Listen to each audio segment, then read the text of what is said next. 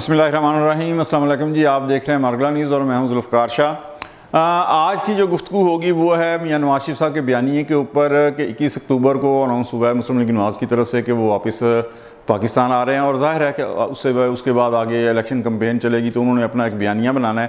تو بیانیہ وہی بنائیں گے کہ جو ان کی نظر میں عوام میں ایک مقبولیت حاصل کر سکے۔ تو اس حوالے سے انہوں نے کہا کہ جی احتساب، اچھا احتساب کے حوالے سے انہوں نے جو کچھ بھی کہا ہے کسی ایک لفظ سے بھی اس سے اختلاف ممکن نہیں ہے، لیکن پرابلم جو یہاں آ رہی ہے وہ یہ ہے کہ جب میاں نواز شریف صاحب کو نااہل قرار دیا گیا تھا وزارت عظمیٰ سے اور وہ پنڈی سے لاہور آ رہے تھے جی ٹی روڈ کے اوپر، تو وہ کہہ رہے تھے مجھے کیوں نکالا۔ اس وقت بھی وہ جو کہہ رہے تھے تو اس وقت بھی ان کے کسی موقف سے کسی بیانیے سے اختلاف ممکن نہیں تھا، لیکن اس وقت بھی جو ہم نے لکھا تھا اپنے کالموں میں تحریروں میں لکھا تھا اس میں یہ تھا کہ میاں صاحب کاش آپ وزیر اعظم نواز شریف کے لیے ایک بیانیہ نہ تخلیق کریں بلکہ وزیر اعظم پاکستان کے لیے ایک بیانیہ تخلیق کریں۔ آج بھی ہم یہ کہہ رہے ہیں کہ ان کے کسی بیانیے سے جو انہوں نے سے اختلاف ممکن نہیں ہے، وہ جو کچھ کہہ رہے ہیں ٹھیک ہے، لیکن صرف میاں نواز شریف صاحب کے لیے وہ بیانیہ تخلیق نہ کرے، مسلم لیگ نواز کے لیے وہ کوئی بیانیہ تخلیق نہ کرے بلکہ پورے پاکستان کے لیے وہ بیانیہ تخلیق کرے۔ سوال یہ ہے کہ وہ دو جو ریٹائرڈ جنرلز ہیں، جنرل فیض اور جنرل باجوہ صاحب، اس کے حوالے سے کہہ رہے ہیں ان کا احتساب کریں، اور اس کے بعد وہ جو ججز کا جن کا نام لے رہے ہیں ان میں ایک سٹنگ جج جو ہیں وہ بھی ہیں جو آگے آنے والے چیف جسٹس ہیں قاضی صاحب کے بعد، ٹھیک ہے۔ تو بات یہ آ جاتی ہے کہ اگر ان کے خلاف فیصلہ ثاقب نثار صاحب نے غلط دیا، بالکل احتساب ہونا چاہیے جی، کیوں انہوں نے غلط دیا، بہت ساری وجوہات ہیں، دیکھیں جج کریں، اگر انہوں نے غلط دیا تو بالکل احتساب ہونا چاہیے کہ کیوں ایسا ہو رہا ہے اور یہ ریت پاکستان میں ختم ہونی چاہیے۔ اس کے بعد جس جج صاحب کا نام لے رہے ہیں جو آنے والے چیف جسٹس ہیں وہ بھی اگر اس بینچ میں شامل تھے بالکل جی ان کا بھی احتساب ہونا چاہیے۔ دو جنرل ہیں ریٹائر، ان کا بھی احتساب ہونا چاہیے، لیکن پھر تھوڑی سی عرض یہ ہے کہ میاں صاحب تھوڑا سا یہاں پہ رک کے ہمیں یہ بتائیں کہ اگر کوئی یہ مطالبہ کرتا ہے کہ جی جن بنیادوں پہ آپ جنرلز کا کہہ رہے ہیں، دو ریٹائرڈ جنرلز کا اور ثاقب نثار صاحب کا اور ایک حاضر سروس جج کا کہ ان کا احتساب ہونا چاہیے، تو پھر انہی بنیادوں پہ انہی اصولوں پہ انہی نکات کے اوپر آ کے اگر کوئی کہے کہ افتخار چودھری صاحب کو بھی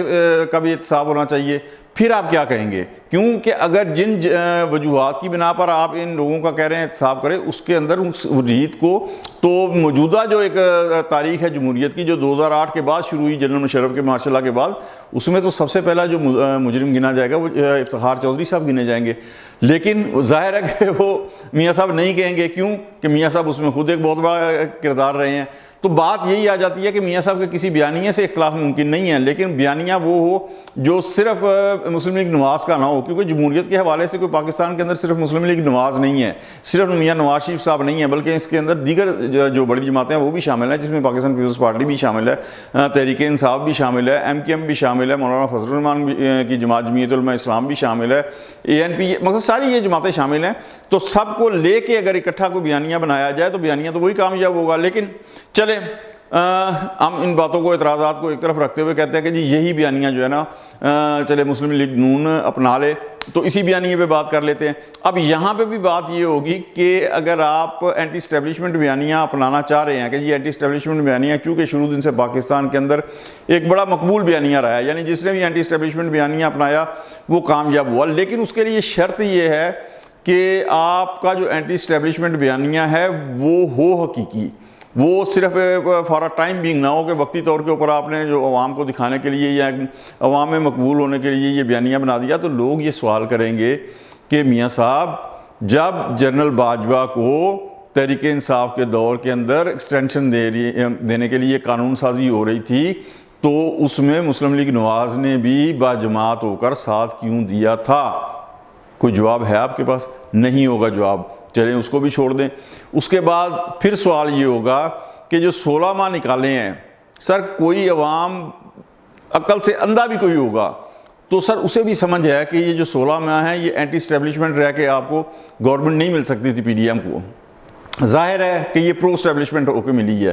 تو اس میں بھی سوال ہوگا کہ اس وقت اینٹی اسٹیبلشمنٹ بیانیہ یا یہ جو احتساب کا بیانیہ ہے وہ کہاں چلا گیا تھا۔ اس کے بعد پھر یہ سوال ہوگا کہ جناب یہ 16 ماہ کے اندر آپ کے پاس گورنمنٹ تھی، مسلم لیگ نواز کے پاس مقصد جو لیڈ کر رہی تھی نا اس گورنمنٹ کو، میاں شہباز شریف صاحب جو چھوٹے بھائی ہیں آپ کے مسلم لیگ نواز کے صدر ہیں، مقصد جو نااہلیت ہوئی ہے میاں نواز شریف صاحب کی،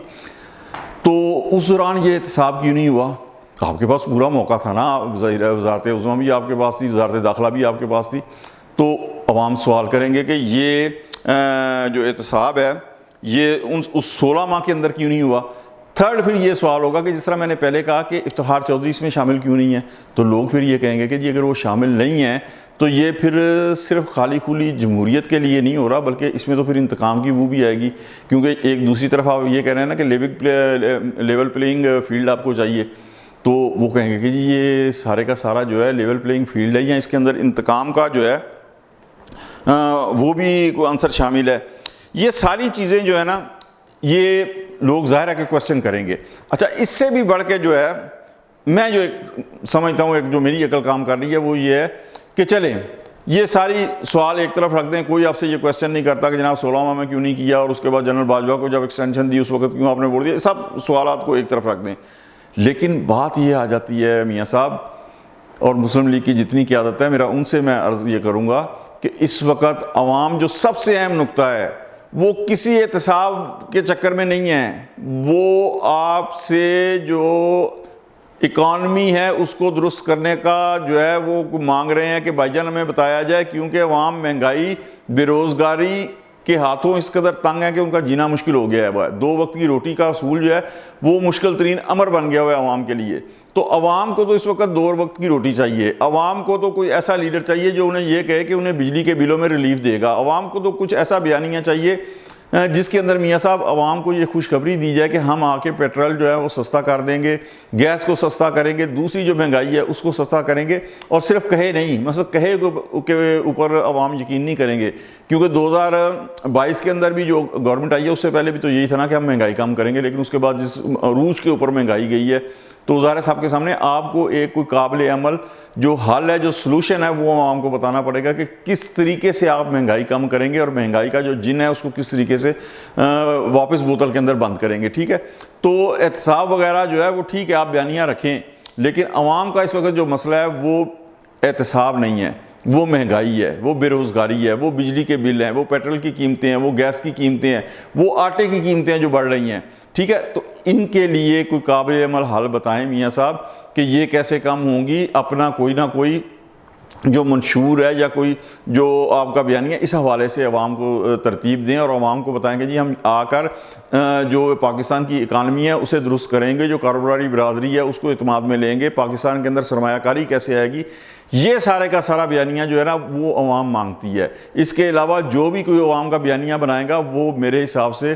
بالکل فیل ہو جائے گا، وہ کام نہیں آئے گا. ٹھیک ہے، کچھ بندے آپ کو، پاکستان کی آبادی ماشاءاللہ 24-25 کروڑ ہے، چند ہزار بندے آپ کو ہر جگہ مل جائیں گے، لیکن اس طریقے سے آپ کو کامیابی نہیں ملے گی. بہت محنت کرنے کی ضرورت ہے، اور اس کے اندر پاکستان، ایک مرتبہ پھر کہوں گا کہ ٹھیک ہے احتساب وغیرہ کا بیانیہ اگر نہیں آپ چھوڑ سکتے تو پیرلل رکھیں اس کو متوازی طور پہ، لیکن سب سے اوپر جو اولین ترجیح ہے وہ جو عوام کے دکھوں کا مداوع ہے وہ اکانومی کو صحیح کرنے کا اور معاشیات کو صحیح کرنے کا، اور عوام کو ریلیف کس طرح ملنا ہے وہ دیں تو انشاءاللہ آپ کامیاب ہوں گے. آج تک کے لیے اتنا ہی، اور میں پروگرام کے شروع میں ہمیشہ ریکویسٹ کرتا ہوں، آج پروگرام کے آخر میں کر لوں گا کہ ہمارے چینل مرگنا نیوز کو سبسکرائب کریں اور اس ویڈیو کو لائک کریں اور شیئر کریں. اس مرتبہ اجازت دیجیے، انشاءاللہ اگلی دفعہ پھر ملوں گا، تب تک کے لیے اجازت دیں. ذوالفقار شاہ کو اللہ حافظ.